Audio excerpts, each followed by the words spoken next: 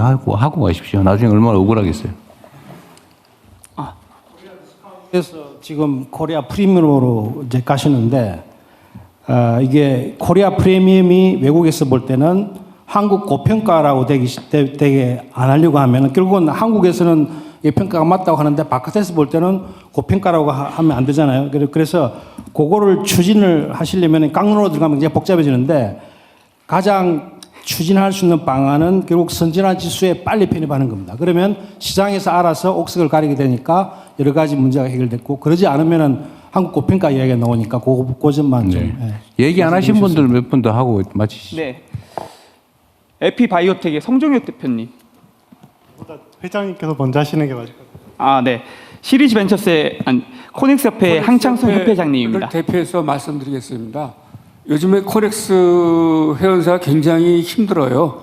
그 주식이 유동성이 없어가지고 그래서 앞으로 좀 유동성이 늘 수 있는 정책을 좀 해줬으면 좋고요.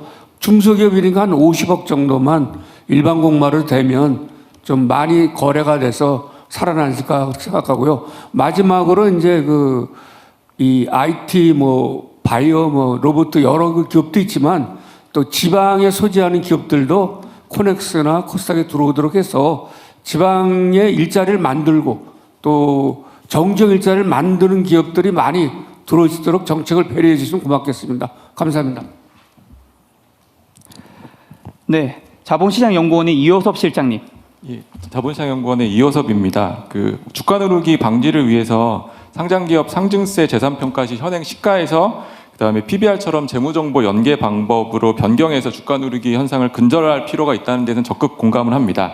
다만 이제 저PBR 기업 모두가 이 주가 누르기를 하는 나쁜 기업들은 아닐 수가 있고 업황 악화에 따라서 PBR, 수익성, 성장성 둔화도 PBR 하락의 원인일 수 있기 때문에 딱 0.8로 고정을 하면 이제 여러 가지 이유로 과세 부담이 너무 큰 기업들도 있을 수 있고 거꾸로 1.5, 2.0 되는 PBR이 이제 0.8까지 또 낮출 수 있는 유인이 있을 수 있습니다. 그래서 이 주가 누르기 현상을 잘 식별할 수 있는 방법을 잘 찾아서 세법 개정안에 반영하면 좋을 것 같습니다.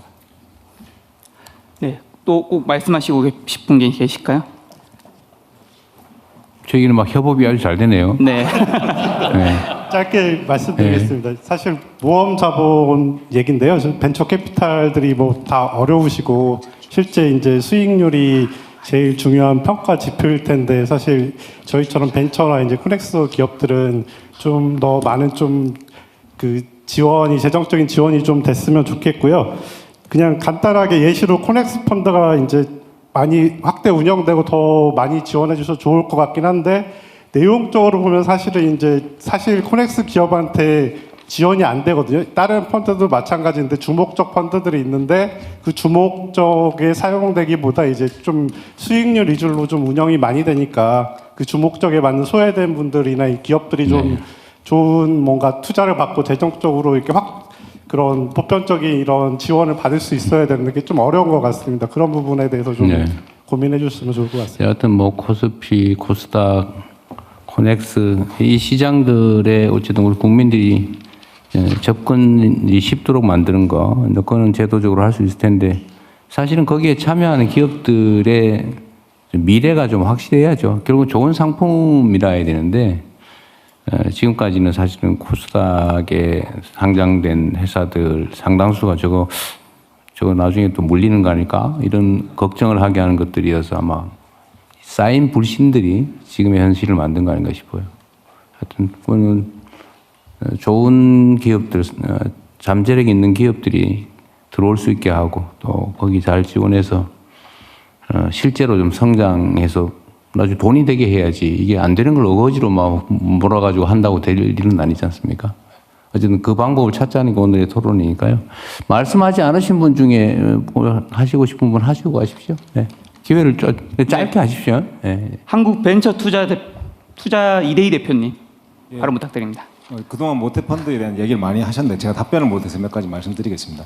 우선 사회적 문제 해결 부분 이제 지표로 넣어달라는 얘기 있었는데 굉장히 중요한 이야기긴 한데 저희가 딥테크 펀드에다가 사회적 문제 해결을 지표로 넣을 수는 없는 것이고 그래서 저희는 별도의 펀드를 만들고 있습니다. 네, 꼭 답 안 하셔도 됩니다. 이건 그냥 문제 제기하고 우리가 앞으로 검토해서 정책 결정을 하는데 도움받자는 것이지 여기서 결판 내자는 건 아니니까요. 그지?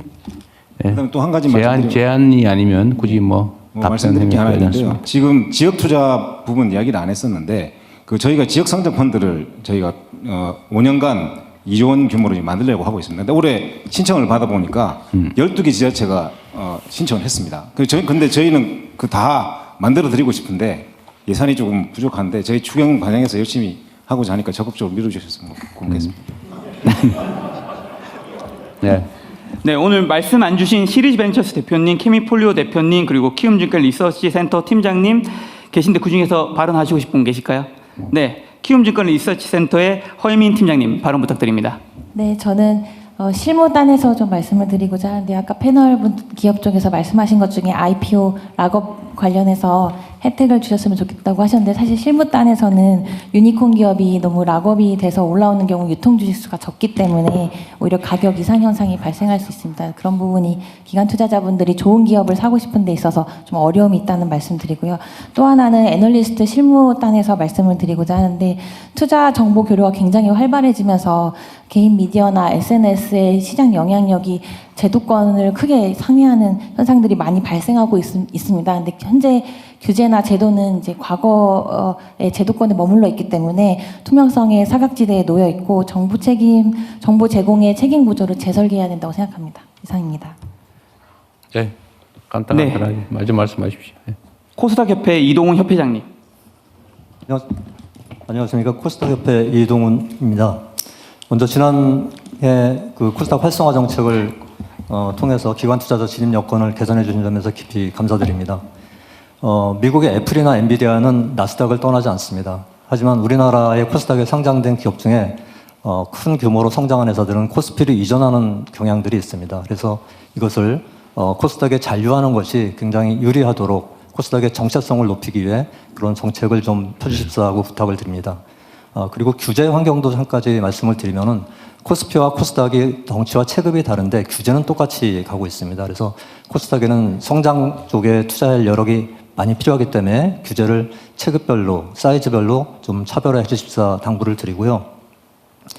마지막으로는 코스닥 기업들의 사기를 좀 진작시켜 주시기 위해서 돈 드는 것은 아닙니다. 저희 현재는 국무총리상으로 시상을 하고 있는데 대통령상으로 격상시켜 주시면 청탁을 드리겠습니다. 네. 감사합니다. 어쨌든 뭐 코스닥은 좋은 기업들이 남아 있으려면 그 옆에도 좋은 기업들이 있어야지 이제 피하고 싶어지는 상황을 지금까지 방치한 게 핵심적인 문제죠. 네. 또 네, 시리즈벤처스 대표님, 케미폴리오 대표님 발언하시겠습니까?